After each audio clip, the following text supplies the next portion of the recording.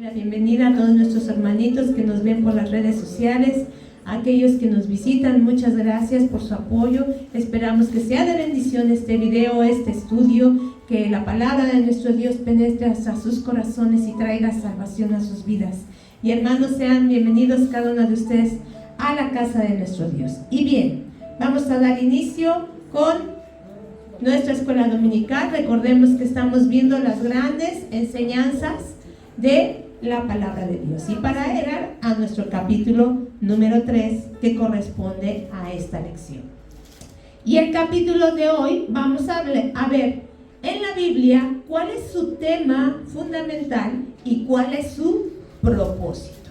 Y para ello quiero pedirles que me digan qué es un tema en general. Cuando hablamos el tema de mi estudio, el tema de mi tarea, el tema de mi tesis, el tema de algún trabajo, ¿a qué nos referimos cuando decimos el tema? Y vemos que es algo que ponemos al principio. Sí, Jos. Es el título que resume tu trabajo. El título que resume su trabajo. Bien. Armando, ¿ibas a decir algo? No, yo decía que era lo que resaltaba cuando... Lo que resalta. Muy bien. ¿Alguien más tiene alguna otra aportación? ¿Sí, Fabi? El título principal, ¿sí? Muy bien. El tema es el asunto, el motivo o la cuestión por la cual vamos a ver esa situación. Por ejemplo, en una conferencia, el tema principal es ver la vacunación en tiempo de pandemia. Ese es el tema, eso es lo que va a abarcar esa conferencia. Todo lo que se haga en esa conferencia va a ser dirigido a eso. Así es en la palabra de Dios. ¿Cuál es el tema principal de la palabra de Dios? Lo que abarcan todo desde el principio y hasta el final. ¿Qué es de lo que se habla en la palabra de Dios? ¿O de quién es de quien se habla en la palabra de Dios? ¿De quién? De Cristo Jesús. Cristo Jesús es el tema principal. Es el motivo, es la razón, es la cuestión. Es todo en la palabra de Dios. Desde el principio hasta el final se va a hablar de nuestro Señor Jesucristo. Muy bien. ¿Y cómo es que lo podemos ver? Lo vamos a ver por lo menos en lo que yo les traigo, 4 facetas o en 4 maneras que vamos a ver reflejado a nuestro Señor Jesucristo en toda la palabra de Dios. Y el primero de ellos es, vamos a ver a nuestro Señor Jesucristo como creador, ¿sí? Entonces ahí había, ahorita que pongas en tema, vamos a poner Jesucristo como creador. Y para ello, sin que vean nada, ¿cuál sería el versículo clave donde vemos a Jesucristo como creador en la Biblia? ¿Alfredo? Vayan pensando los demás, vayan pensando. Porque en él fueron creadas todas las cosas, las que hay en los cielos y las que hay en la tierra, visibles e invisibles, sean tronos, dominios, principados y potestades, porque todo fue creado por medio de él y para él. Entonces, Colosenses 1, 16, 17. Ok, muy bien. Pero al principio de la palabra, ¿en dónde lo encontramos? Al principio, Roberto. O sea, lo ves tanto en el primer versículo de Génesis y lo compara con lo que dice Juan 1 del 1 al 5. Ok, ¿qué dice Juan 1? ¿Qué dice Génesis 1:1? En el principio creó Dios los cielos y la tierra. Muy bien, pero Jesucristo, ¿en dónde viene? Ahí escondido. Hay otro versículo clave, Eunice. Ajá. Es que iba a decir igual que Génesis, bueno. Muy bien, van bien, van bien. Es importante, Génesis 1 porque ahí dice que en el principio, y sabemos que el principio, ¿quién es? Cristo Jesús. Ok, hijos. Hagamos al hombre. Exacto. ¿En dónde se encuentra? Génesis 1, Ajá. 6 me parece. A ver, ahí es Génesis 1:26. ¿Qué dice Génesis 1:26? Quien lo encuentre lo lee rapidito. Entonces dijo Dios, hagamos al hombre a nuestra imagen. Ajá, sigan, hermanita. Sí, no se preocupen. Sí, como nuestra semejanza, y señoree en los peces del mar, en las aves de los cielos, y en todo animal que se arrastra sobre la tierra. Muy bien.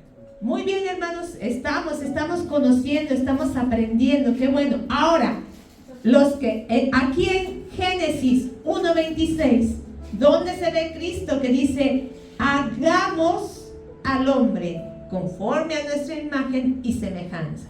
Y aquí se está empleando una palabra que describe a nuestro Dios como Elohim.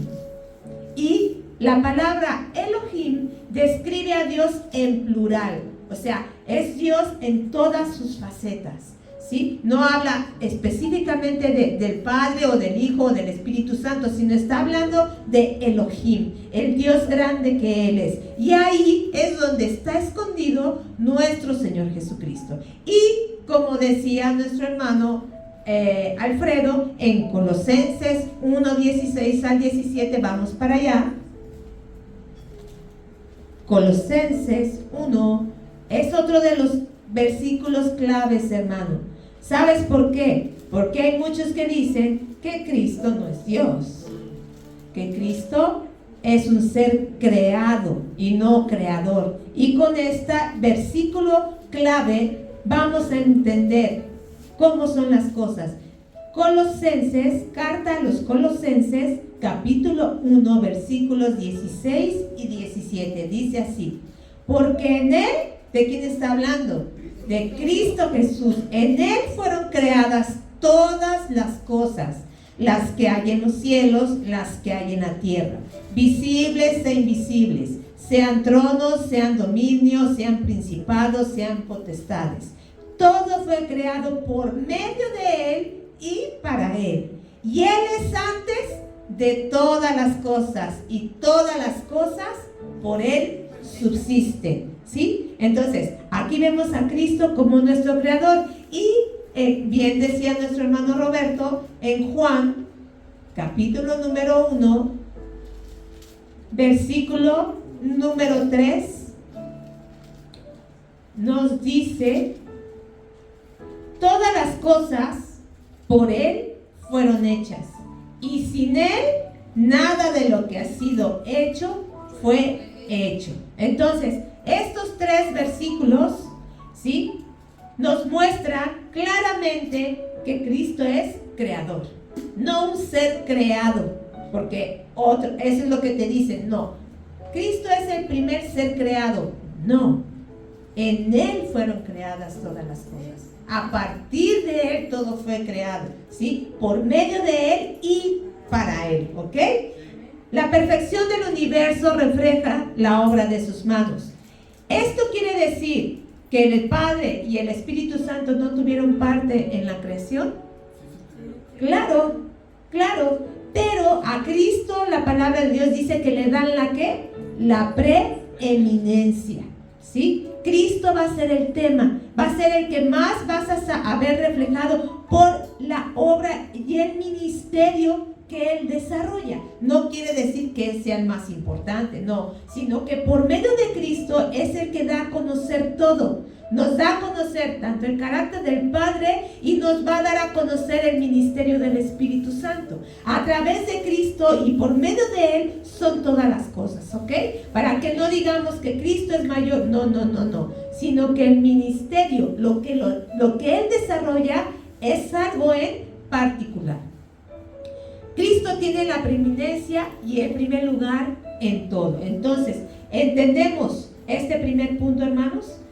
Entonces, nuestro tema es Cristo y aquí lo vimos como creador. Versículos clave que hemos visto. Bien, segundo punto y otro muy importante. ¿Cómo es que es el tema Cristo? Como el supremo gobernante del mundo. Ese es nuestro segundo punto. Supremo gobernante del mundo. ¿Y alguien tiene algún versículo que le venga a la mente que habla de que Cristo iba a gobernar? ¿Va a ser el gobernante de todas las naciones? ¿Algún versículo ahorita que les venga a la mente? Yo sé que saben, pero a veces se nos cuatrapean, ¿no? Vamos a ver ahorita que conforme transcurre el tiempo, a ver si a alguien le viene a la mente. Vamos a Salmos, capítulo número 2, versículo 8. Yo sé que se lo saben, nada más que tenemos que recordarlo. Quien lo tenga lo puede leer en voz alta, por favor.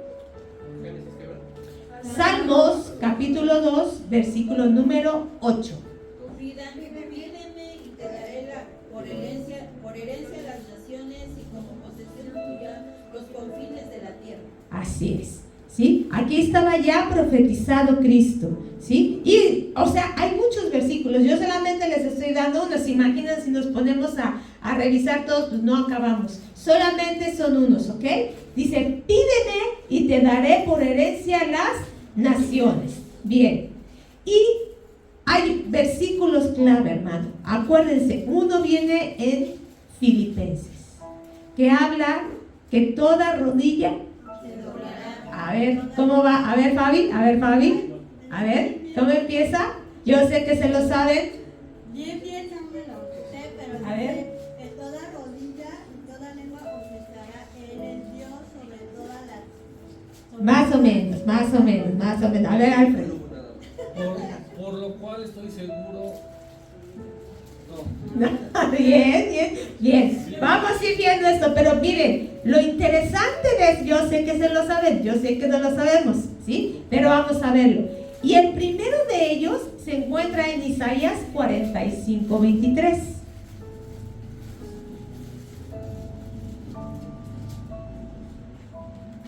¿Ya lo tienen, hermanos? Sí. Muy bien. Dice, fíjense nada más, aquí quién está hablando. Dice, por mí mismo hice juramento, de mi boca salió palabra en justicia y no será revocada, que a mí se doblará toda rodilla y jurará toda lengua. ¿Aquí quién está hablando, hermano? No. ¿Quién está hablando aquí? Versículo 22 desde antes dice, mirad a mí y sed salvos todos los términos de la tierra, porque yo soy Dios y no hay más. ¿Quién está hablando? El Padre, ¿sí? Aquí está manifestado Jehová, el Padre, y está diciendo él, fuera de mí no hay más Dios, y a mí se doblará toda rodilla, ¿ok? Bien, ahora vamos a Romanos 14:11. Recordemos que siempre la palabra se confirma. El Antiguo y el Nuevo Testamento siempre tienen que complementarse. Romanos 14:11 dice, porque escrito está, vivo yo, dice el Señor, que ante mí se doblará toda rodilla y toda lengua confesará a Dios. Y el versículo que tenemos que tener bien en cuenta en Filipenses 2, 9, ajá. 8. ¿Ya lo tienes, Fabi? Ya. A ver, léelo, por favor, en voz alta. Dice la palabra de Dios. Bueno, es 2:9. Por lo cual Dios también le exaltó hasta los unos y le dio un nombre que es sobre todo nombre. Para el nombre de Jesús se doble toda rodilla de los que están en los cielos y en la tierra y debajo de la tierra.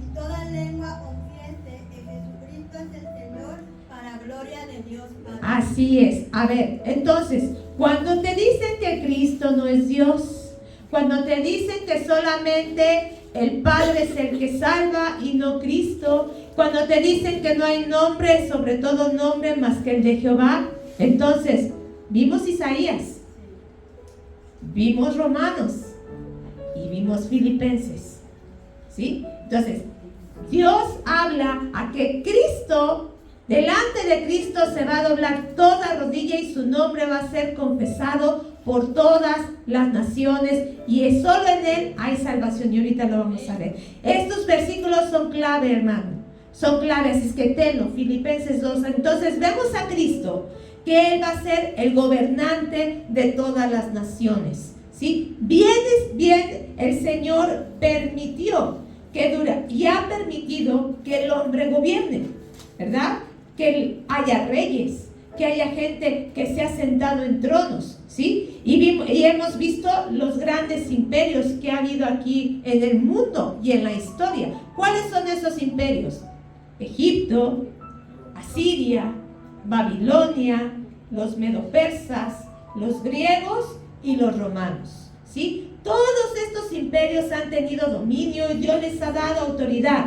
Pero todos ellos un día que cayeron y van a caer, todos los que se levanten. ¿Por qué? Porque toda esta tierra solamente le pertenece a Cristo Jesús, ¿sí? Y aunque Dios les ha permitido con un propósito, ver que todos son imperfectos, que todos tienen fallas, que todos, aunque en su momento fueron poderosos y tal vez han hecho cosas buenas, ¿cómo han terminado? ¿Y qué es lo que han hecho con la humanidad? Solo el reino de Cristo es perfecto, solo Él es justo, solo Él es verdadero, ¿sí? Y entonces Él es el que va a reinar en todas las naciones. Vamos a Apocalipsis 19,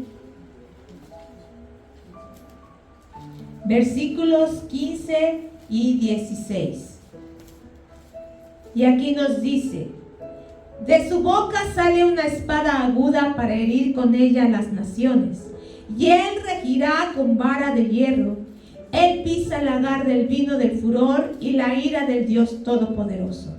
En su vestidura y en su muslo tiene escrito este nombre: Rey de Reyes y Señor de Señores. Ese es el título de nuestro Dios.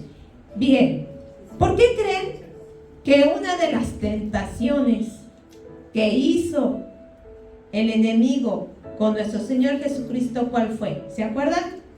Sí. ¿Cuál fue? Le mostró los reinos del mundo y se los daría si postrado le adorara. Así es. Satanás dice que le mostró los reinos, llevó al pináculo del templo y le dijo: todo esto te daré si postrado me adorares. ¿Sí? Fue una de las tentaciones del enemigo. ¿Por qué? Porque él sabe que a Cristo le pertenece todo, pero debe de hacerse conforme a la justicia de Dios. ¿Sí? Tiene que hacerse, porque él no va a ser un rey como de este mundo. Porque no va a ser un gobernante cualquiera. Él es el único, Él es el verdadero. Y tenía que hacerse por la vía que se tiene que hacer, en el tiempo que Dios tiene determinado, cuando Jesucristo venga y pelee por su reino y establezca su reino en este mundo, ¿verdad? Entonces, es importante que entendamos cómo Cristo es el supremo gobernante del mundo. ¿Sí? ¿Qué dice en Lucas capítulo 1, versículos 32 al 33? Estaba profetizado de él. Quien lo tenga lo lee, por favor, levante su voz. Este será grande y será llamado Hijo del Altísimo, y el Señor Dios le dará el trono de David su padre, y reinará sobre la casa de Jacob para siempre, y su reino no tendrá fin. Amén. No solamente va a regir a las naciones, sino Cristo va a ser ahora sí el rey ¿de dónde?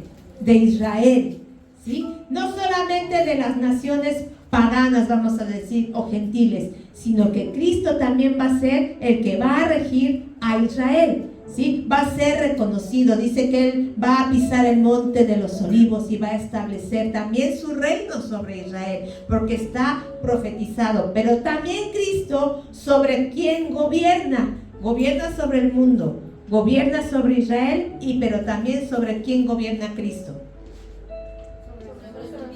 ¿Qué es? ¿Qué? Sobre la iglesia, ¿sí? Él es, ¿qué? La cabeza del cuerpo de Cristo. Vamos a ver Efesios.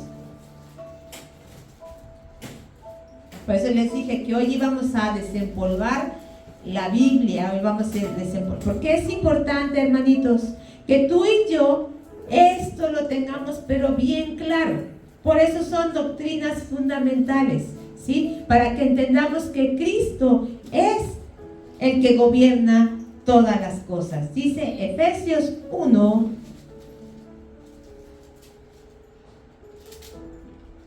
...20 en adelante, la cual operó en Cristo, resucitándole de los muertos y sentándole a su diestra en los lugares celestiales, sobre todo principado y autoridad y poder y señorío, y sobre todo nombre que se nombra, no solo en este siglo, sino también en el venidero, y sometió todas las cosas bajo sus pies, y lo dio por cabeza sobre todas las cosas a la iglesia, la cual es su cuerpo, la plenitud de aquel que lo llena todo, ¿sí? Dios gobierna sobre todo, gobernará sobre el mundo, gobierna sobre Israel y gobierna sobre la iglesia. ¿Por qué crees que el enemigo pues quería cortarle el camino? Porque él no quería que fuera soberano como él es, ¿sí? La palabra soberano es que él domina, ¿sí? Que nadie le da órdenes, que él es el que rige a todas las naciones. Muy bien, hermanitos. Vamos a ver el siguiente punto, cómo vemos a Jesucristo, y lo acabamos de ver como el Verbo encarnado. Ahora sí, Juan 1:1. ¿Quién me lo dice? Bien. ¿Quién levanta su mano? Roberto.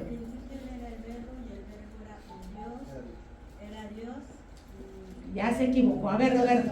Bien, bien. Fuerte. Al principio era el verbo y el verbo era con Dios y el verbo era Dios. Ay, se estaba equivocando. Agarra tu premio. Chequen que nada más agarre uno, porque es bien goloso. Muy bien, ¿sí? En el principio era el verbo, y el verbo era con Dios, y el verbo era Dios. ¿Por qué es importante ese versículo? Porque hay quien lo ha modificado. Y dice, en el principio era el verbo, y el verbo era con Dios, y el verbo era un Dios. ¿Es lo mismo decir el verbo era un Dios que el verbo era Dios? Le cambia todo el sentido. Todo el sentido. Porque ahí no le están dando el crédito a Cristo y no lo están reconociendo como Dios. Entonces, es importante que nosotros conozcamos y entendamos esto, que Dios se manifestó en la persona de nuestro Señor Jesucristo. Es Dios encarnado, es Dios engendrado. ¿Cuál es la diferencia de concebido a engendrado? Por eso dice en Hebreos, tú eres mi hijo, yo te he engendrado hoy. ¿Cuál es la diferencia, doctora Nayeli? ¿Cuál será la diferencia entre ser concebido y ser engendrado? Engendrado es una actividad biológica donde se juntan un óvulo y un espermatozoide y se hace pues se engendra como tal, como hay un intercambio de genes. Y concebir es cuando ya está completamente realizado el proceso de la engendración. Ahora, ¿por qué nuestro Señor Jesucristo fue engendrado y no concebido? Porque no fue producto de una relación sexual, sino fue introducido. Esa es la diferencia. El Señor introdujo en María a nuestro Señor Jesucristo. No fue producto de una relación sexual. Esto es lo que le revienta la cabeza a la gente. ¿Cómo es posible que una virgen haya concebido sin haber tenido una relación sexual, si solamente es la forma en la que puede concebir una mujer? Sí, bueno, ahora ya se hace por otras técnicas, ¿no? Pero a fuerzas debe haber ese procedimiento, ¿sí? Entonces, aquí con nuestro Señor Jesucristo, por eso dice que es el Verbo encarnado. Y el versículo clave es Juan 1:1, pero hay otro muy importante que dice, Dios fue manifestado en carne. ¿En dónde se encuentra? ¿Alguien sabe? Vamos a hacer a Primera de Timoteo 3:16. ¿Se fijan que muchos de los versículos muy importantes son 3:16? Como Juan 3:16. Entonces, vimos que la palabra de Dios es inspirada. ¿Y en dónde se encuentra? En Segunda de Timoteo 3:16. Y se encuentra en Primera de Timoteo 3:16. Vayan tomando esas claves para cuando quieran aprender algo o para que sea más fácil. ¿Quién tiene Primera de Timoteo 3:16? Indiscutible y grande es el misterio de la piedad. Dios fue manifestado en carne, justificado en el Espíritu, visto de los ángeles, predicado a los gentiles, creído en el mundo, recibido arriba en gloria.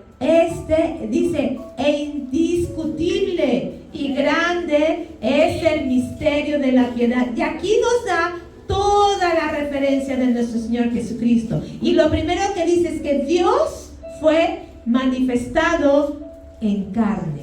Y ahí después viene la otra: justificado en el Espíritu, visto de los ángeles, creído en el mundo, predicado a los gentiles, recibido arriba en gloria. Ahí te resume la obra de nuestro Señor Jesucristo. ¿Ok? Él es el Verbo encarnado. Él es el principio de todas las cosas. Y vamos a ver Hebreos capítulo número 1, versículo número 3. ¿Todavía quedan premios, Roberto? Ya se acabaron. Híjole, ahora sí estuvieron bien participativos. Sí. Yo dije, no, me van a sobrar un montón, no voy a alcanzar. Y miren, ya alcancé. Mejor mi edecán ya se comió 12. Muy bien. Hebreos capítulo 1, versículo número 3. Dice: el cual, siendo el resplandor de su gloria y la imagen misma de su sustancia, y quien sustenta todas las cosas con la palabra de su poder, habiendo efectuado la purificación de nuestros pecados por medio de sí mismo, se sentó a la diestra de la majestad en las alturas. Entonces, Cristo es la imagen misma de su sustancia. ¿De quién? ¿De quién es la imagen Cristo? De Dios, del Padre, del Espíritu. ¿Sí? Entonces, en Él es el Verbo encarnado. ¿Estamos aprendiendo, hermanos? Estamos recordando, ¿verdad? Porque yo sé que muchas de estas cosas ya las sabemos. Estamos recordando, pero es importante, hermano. ¿Por qué? Porque tú no sabes en qué momento Dios te va a poner a alguien enfrente para que tú le enseñes, para que tú le demuestres con la palabra que no eres un ignorante, que conoces tu fe y que la defiendas, porque dice la palabra de Dios que debemos de estar prestos para presentar defensa de nuestra fe. Esto no quiere decir que te pongas a discutir, que te pelees. No, muestra tu fe con conocimiento.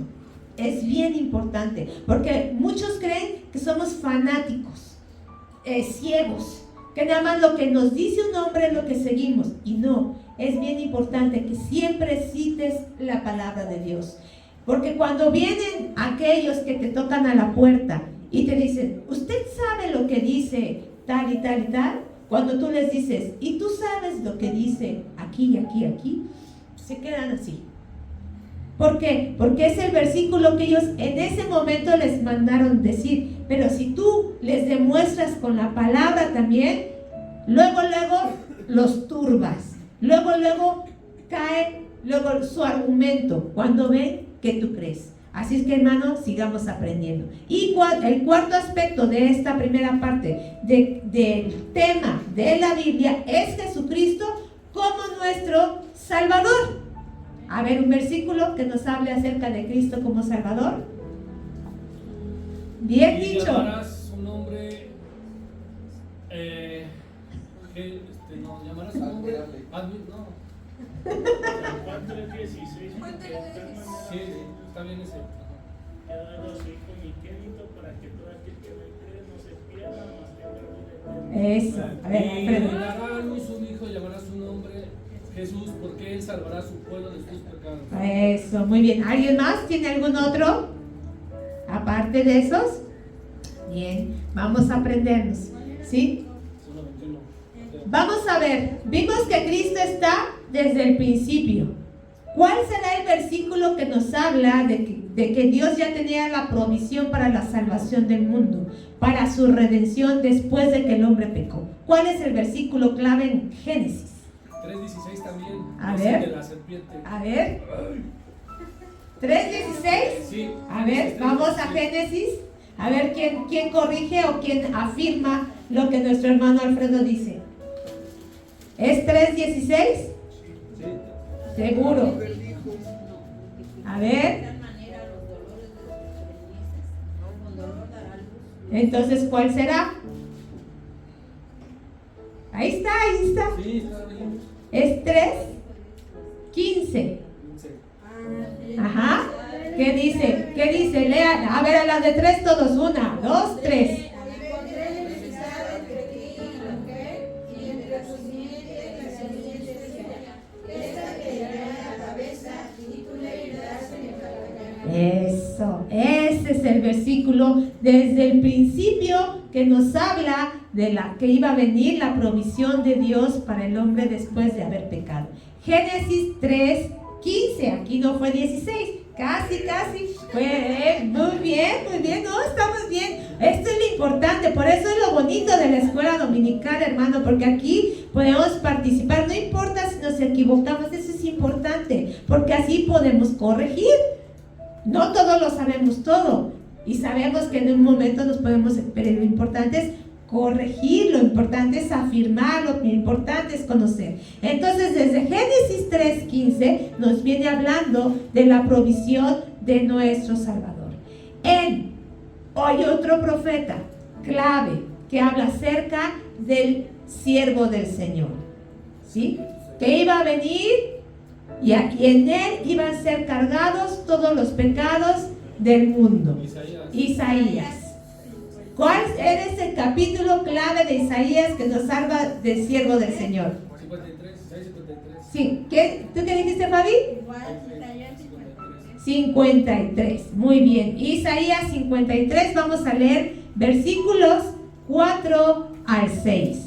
Que hablan acerca de que nuestro Señor Jesucristo, en él iban a ser cargados todo el pecado del mundo y lo que él iba a hacer por cada uno de nosotros. Isaías 53, 4 al 6 dice: ciertamente llevó él nuestras enfermedades y sufrió nuestros dolores, y nosotros le tuvimos por azotado, por herido de Dios y abatido.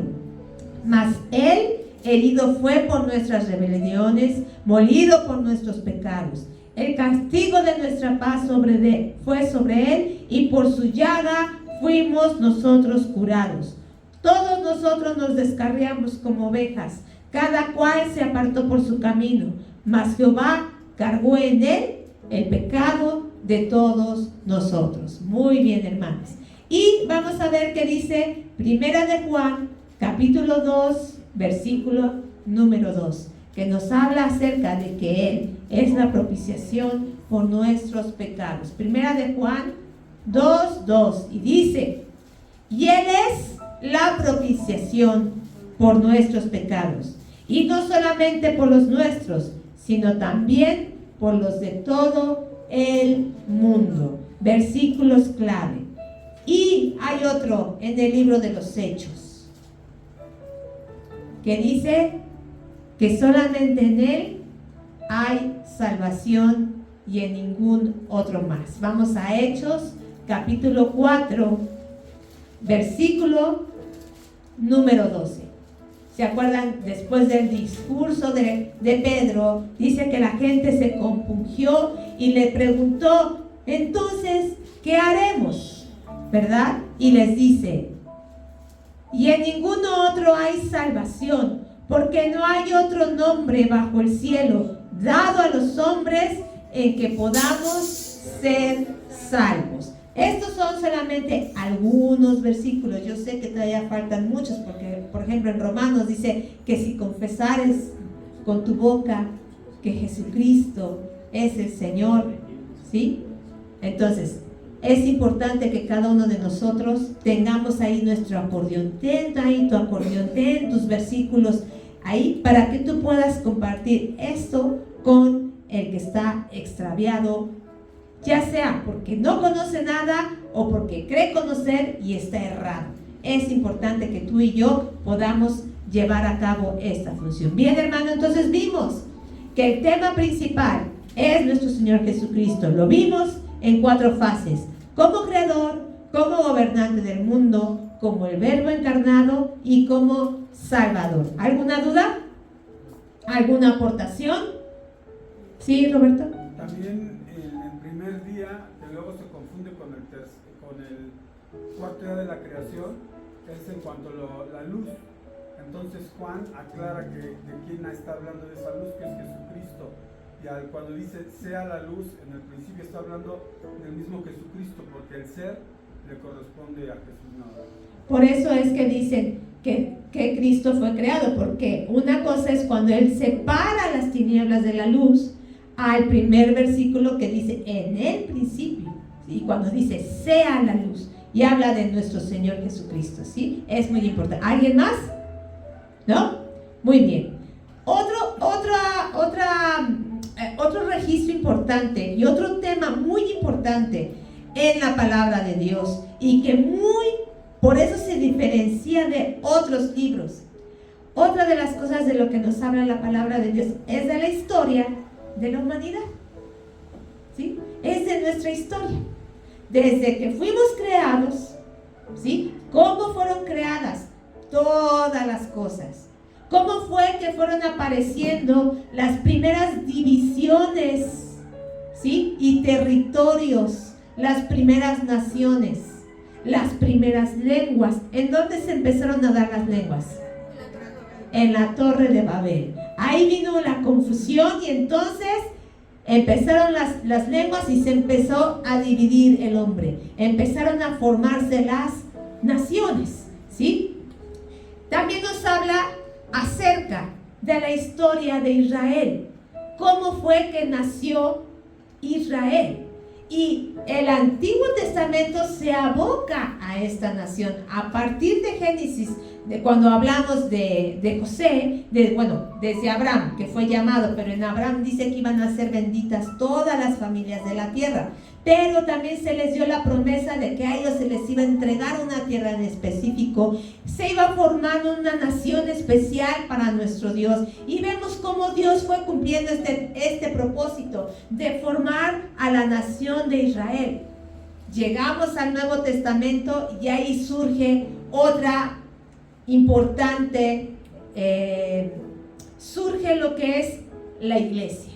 ¿Sí? Porque antes de eso no se hablaba de iglesia, solamente se hablaba de la nación de Israel. Pero a partir del Nuevo Testamento viene la persona, viene la institución de lo que es la iglesia. Y todo lo que es Hechos y Epístolas nos hablan acerca de cómo debe de conducirse la iglesia, nos habla de todo lo que es la iglesia. Y en Apocalipsis culmina con el fin de todas las cosas de este mundo, hasta que se establezca el reino de nuestro Dios, y entonces viene cielo nuevo, tierra nueva, y empieza la eternidad. Entonces fíjense cómo la Biblia no es un libro común, no solamente nos habla de algo en particular que solamente es para unos cuantos. Viene la historia de la humanidad. Viene la historia de todo lo creado, de todo lo sustentado, ¿sí? Es bien importante que nosotros tomemos esto en cuenta, porque muchos creen que es un simple libro. ¿Cómo es posible que en este libro vengan escritas tantas cosas? Ahora que estuvimos hablando con mi hermano, que es un poquito especial, mi hermano, ¿sí? A muchos las espanta cuando lo conocen por ver cómo es, pero es bien importante, hermano, que conozcamos la palabra de Dios y sepamos que es un libro actual. Yo le decía a mi hermano, es que tú crees que esto está pasado de moda, y no, se va cumpliendo día con día, profecía a profecía, y por eso dice que el evangelio, para los que no creen, que es locura. Y realmente le hacía así a su cabeza cuando hablábamos de la palabra de Dios, porque queremos encerrarla en un concepto humano, y eso no debe de ser así. Por eso es bien importante que tú y yo la conozcamos, que tú y yo nos introduzcamos cada vez más en nuestra palabra. Bien, vimos lo que es el tema. Ahora vamos a ver cuál es el propósito, ¿sí? Si vimos que el tema es el asunto por el cual se escribió, ¿cuál es el propósito? El objetivo tiene una estructura final de ese. Lo final. ¿Para qué es la intención original?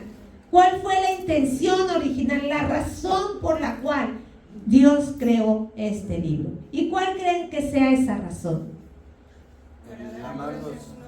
¿Para qué? Dar a conocer su nombre. Amarnos como amarnos, que seamos salvos, para guiarnos, Que estemos preparados para hacer toda buena obra. para estar preparados para toda buena obra. Y tienen razón. Pero cada una de esas acciones, amarnos, conocerlo, ser salvos, todo es para la gloria de su nombre. El propósito de esta palabra es glorificar el nombre de nuestro Dios. Y algunos pudieran pensar, porque nuestro pensamiento humano sí es, ¿cómo es que Dios quiere que lo glorifiquemos en todo? ¿No es vanidad eso? ¿No es que se cree mucho?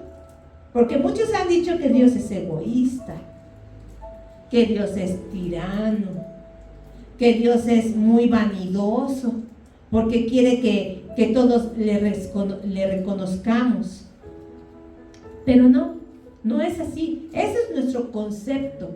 Nosotros como humanos tenemos imagínate que yo te digo, glorifícame. ¿Qué vas a decir? ¿Qué pasó? ¿Qué te pasa, no? O sea, ¿quién eres?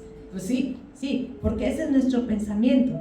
Y es difícil a nosotros también entender cuando le tenemos que honrar a alguien. Por ejemplo, nos dicen, honra a tu padre y a tu madre. ¿Y es fácil? ¿Nos gusta a veces? No, ¿verdad? Si nos dicen, honra a las autoridades. Hijo, hombre. ¿Por qué? ¿Por qué nos cuesta trabajo eso? ¿Sí? Porque nuestro pensamiento es humano y el concepto de Dios sobre la gloria es muy diferente a lo que nosotros podamos entender. Y dentro de esto, de qué es glorificar a Dios, es que Dios mismo la comparte con nosotros. Dios no es envidioso, al contrario, Él ha compartido de esa gloria que Él tiene en cada uno de nosotros, al formarnos a su imagen y a su semejanza, ¿sí? Y un versículo que habla acerca de la gloria de nuestro Dios, que habla de la obra de sus manos, viene en Salmos. Los cielos Cuentan la gloria de Dios. y el firmamento anuncia la obra de sus manos. Salmos 19, 1. 21:5, ¿qué dice? No, está bien, para eso estamos, hermano. Para eso estamos. ¿Sí? Grande es tu gloria, en tu salvación, honra y majestad has puesto sobre él. Así es, ¿sí? Entonces, Dios creó el universo y puso en él su gloria, ¿sí? Puso en él esto. Él, al manifestar su gloria, Dios no está buscando a sí mismo o buscando una exaltación a más porque sí, sino más bien está expresando su gloria para el beneficio de la creación, porque somos obra suya, ¿sí? Para este propósito fueron creados los ángeles, fue diseñado el universo y fue creado el hombre a su imagen y semejanza. Su gloria, ¿qué es la gloria de Dios? Para que entendamos, porque creo que muchos hemos cantado, hablamos, ¿entendemos qué es la gloria de Dios? ¿Qué es la gloria de Dios? ¿Qué entendemos por la gloria de Dios? Su victoria. Su victoria, ¿qué más? Poder. Su esencia, su poder, ¿qué más? Su grandeza, ¿qué más? La gloria de Dios es su amor, es la fe, es su paz, es su seguridad, es su salvación, es su eternidad, es su esencia. Y esa esencia de Dios la ha puesto en cada una de sus obras, en todas las obras que Él ha creado, ¿sí? En el cielo, en la tierra, en el mar, en las aves, en el ser humano. Qué hermoso, no sé si ustedes vieron hoy en las noticias o vieron en las noticias, una persona ahí en el norte, me parece ser que fue en Tamaulipas, bailando en la lluvia, agradeciéndole a Dios por la lluvia que había caído. ¿sí? Haciéndole así a la tierra que estaba árida, a la tierra que estaba ya desquebrajada. Viene la lluvia de Dios y entonces Él empieza a manifestar. Y esa es gloria. Por eso hay que glorificar a Dios en todo lo que hagamos, porque Él se lo merece. ¿Y en qué es glorificado Dios? En su creación, ¿sí? Vimos que los cielos cuentan la gloria de Dios y el firmamento anuncia la obra de sus manos. Salmos 19:1 fue. Y hay otro que dice, de Jehová es la tierra y su plenitud, el mundo y los que en él habitan. ¿En dónde se encuentra? Salmos 24. ¿Qué versículo? Uno, muy bien, estamos para aprender y reafirmar, ¿sí? Entonces, Salmos 24:1, de Jehová es la tierra y su plenitud, el mundo y los que en él habitan. Muy bien. Ahora, también Dios es glorificado ¿en dónde? En la nación de Israel. Isaías 43:7. Dice: todos los llamados de mi nombre, ¿para qué? Gloria mía los he creado, los formé y los hice. Versículo 21 dice: este pueblo he creado para mí, mis alabanzas publicará.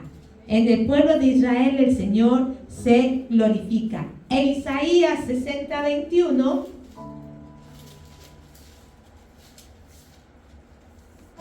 y tú, pueblo, todos ellos serán justos, para siempre heredarán la tierra, renuevos de mi plantío, obra de mis manos. ¿Para qué? Para glorificar. A través del pueblo de Israel Dios se glorifica. ¿Han visto cómo Dios defiende a Israel, hermano? Cómo Dios lo defiende, ¿sí? Cómo Dios le ha provisto de todo, de todo. La nación más pequeña del mundo, pero en ella Dios ha concentrado todo. ¿De dónde han salido los grandes? ¿De dónde han salido los más ricos, los más poderosos? ¿Quién tiene la mejor tecnología? ¿Quién tiene?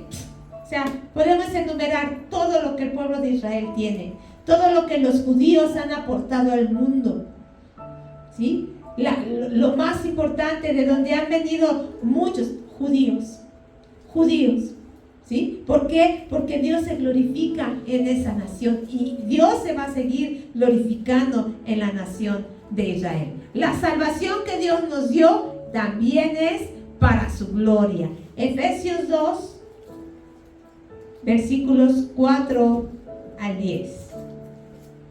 Dice: pero Dios, que es rico en misericordia, por su gran amor con que nos amó, aun estando nosotros muertos en pecados, nos dio vida juntamente con Cristo. Por gracia sois salvos. Y juntamente con Él nos resucitó y asimismo nos hizo sentar en lugares celestiales con Cristo Jesús, para mostrar en los siglos venideros las abundantes riquezas de su gracia en su bondad para con nosotros en Cristo Jesús.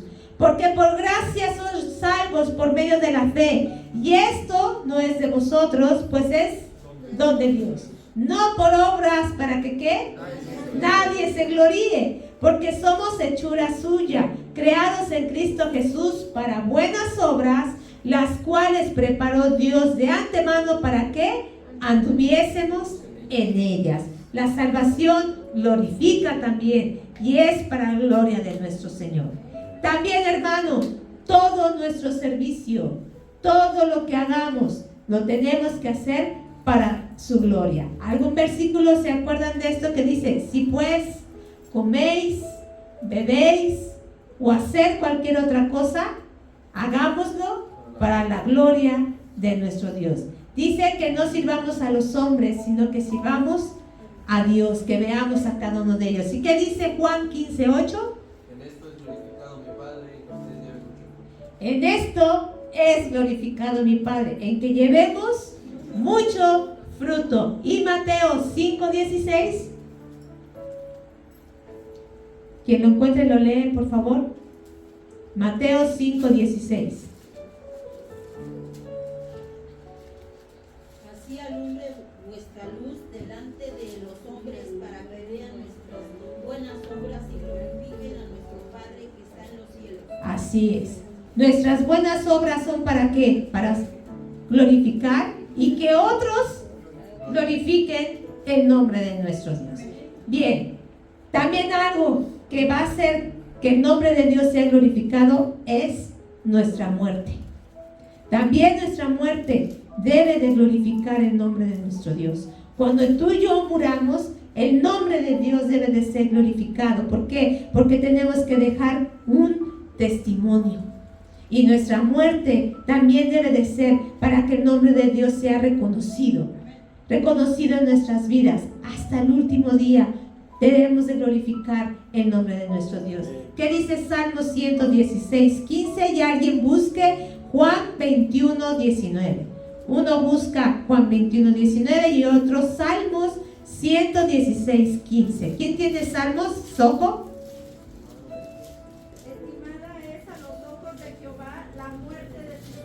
Así es. Fíjate nada más qué hermoso es esto. Dice, estimada es a los ojos de Jehová la muerte de sus santos. ¿Sí? Aunque es difícil, pero el nombre de nuestro Dios es y será glorificado. Juan 21:19. ¿Quién lo tiene? Esto dijo, dando a entender con qué muerte había de glorificar a Dios, y dicho esto, añadió, sígueme. Así es. Nuestro Señor Jesucristo en su muerte iba a glorificar el nombre de nuestro Dios. Así es que tú y yo también tenemos que glorificarlo hasta el día de nuestra muerte. Y por último, hermanos, te pido a mis hermanitos de alabanza, si van pasando, el que sea salvo, vamos a compartir la gloria con Cristo. Él para eso también murió, para compartir con nosotros de esa gloria. Juan 17:22. ¿Qué dice?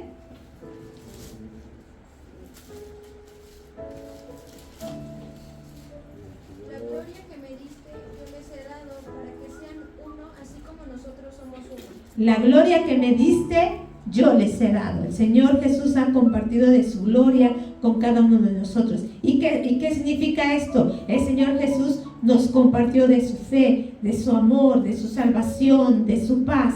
Eso es la gloria de nuestro Dios. Y Colosenses 3, versículo 4. Vamos todos ahí a Colosenses 3.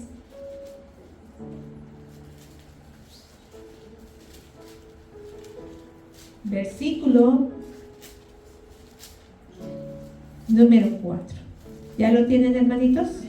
Dice la palabra de nuestro Dios: cuando Cristo, vuestra vida, se manifieste, entonces vosotros también seréis manifestados con Él en gloria. Así que, hermanito, la Biblia por eso difiere de su tema y de su propósito con cualquier otro libro existente en el mundo.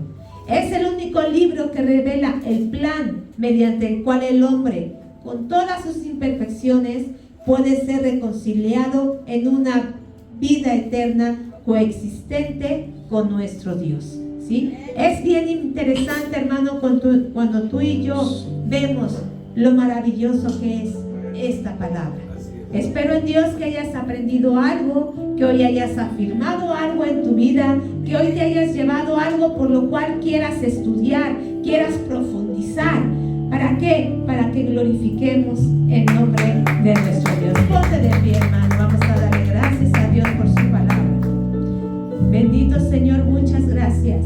Gracias por lo que usted ha compartido con cada uno de nosotros. Gracias por tenernos siempre en su mente, en su corazón.